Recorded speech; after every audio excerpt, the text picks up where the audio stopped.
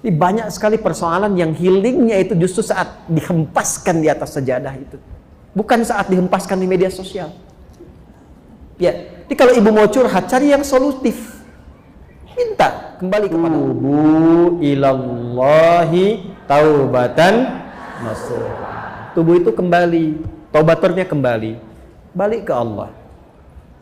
Biasanya healing itu kaitannya lebih banyak dengan penyakit hati. Lebih banyak. Hati itu marad penyakitnya. Fi qulubihim. Obatnya disebut dengan syifa. Saya ulangi, obatnya disebut dengan apa?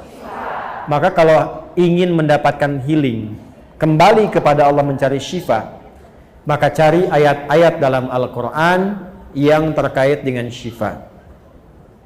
Contoh, Quran surah 17 ayat 82. Wa nunazzilu minal Qur'ani ma huwa shifaa'un wa rahmatun lil mu'minin. Wa nunazzilu minal Qur'ani ma huwa shifaa'un wa rahmatun lil mu'minin wa la yazidudz zalimina illa khasara. Dan kata Allah, demi keagunganku, aku turunkan ayat-ayat Quran itu menjadi syifa. Maaf Bu, Ibu, Bu, Quran itu syifa. Qurannya sendiri syifa. Jadi kalau sedang gelisah, ada persoalan, curhatnya ke Allah Bu. Nabi Yakub tahu? Pernah dengar Nabi Yakub? Ayahnya siapa? Nabi Yakub ayahnya siapa? Nabi Yusuf. Punya masalah dengan anak-anaknya, anak-anaknya yang punya masalah, curhat. Beliau curhat. Tapi curhatnya pada siapa? Innama ashku bathi wa huzni ilallah. Sama Allah.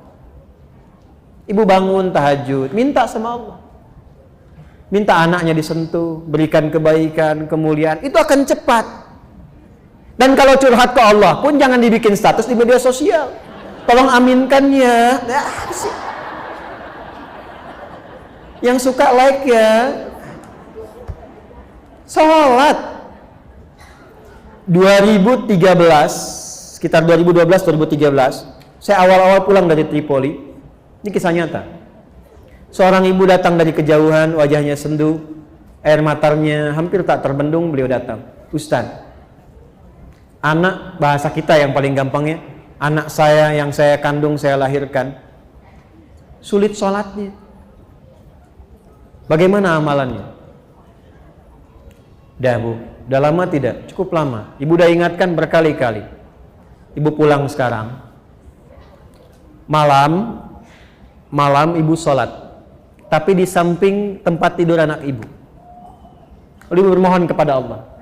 Minta aja dengan bahasa ibu, ya Allah, ini anak yang kau titipkan kepadaku, dilahirkan di rahimku, dipertanggungjawabkan olehku sampai dengan aku berpulang.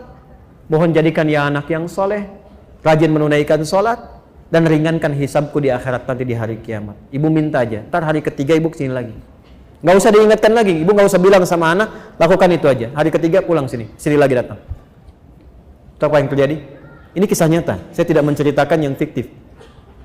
Hari ketiga, pagi-pagi sekitar jam 7 kurang sedikit, dari kejauhan panggilan begitu kencang, Ustadz, bawa nasi uduk. Anak saya udah sholat. Kok bisa Bu? Jadi tepat di malam yang ketiga itu, anaknya bangun, dia berdiri, langsung dia kejar, dia peluk ibunya, dia menangis. Mama, maafkan aku, katanya kan. Maafkan aku. Ibunya pun ikut nangis. Aku kan selama ini nggak sholat karena mama kan dulu juga nggak sholat. Bapak juga sibuk begitu. Keluarlah kalimat itu. Maka keduanya saling bermaafan, saling berpelukan dan sebagainya. Di situ berjanji anaknya untuk menunaikan sholat. Bahkan datanglah kalian ke pesantren, kami siapkan murid untuk membimbing. Dia bukan hanya sholat tapi menghafal Quran. Sejak saya tinggalkan itu sudah 3 juz, mungkin sekarang sudah 30 juz. Dari anak yang tidak sholat menjadi penghafal Quran. Itu. Ini banyak sekali persoalan yang healingnya itu justru saat dihempaskan di atas sajadah itu, bukan saat dihempaskan di media sosial. Ya, jadi kalau ibu mau curhat, cari yang solutif.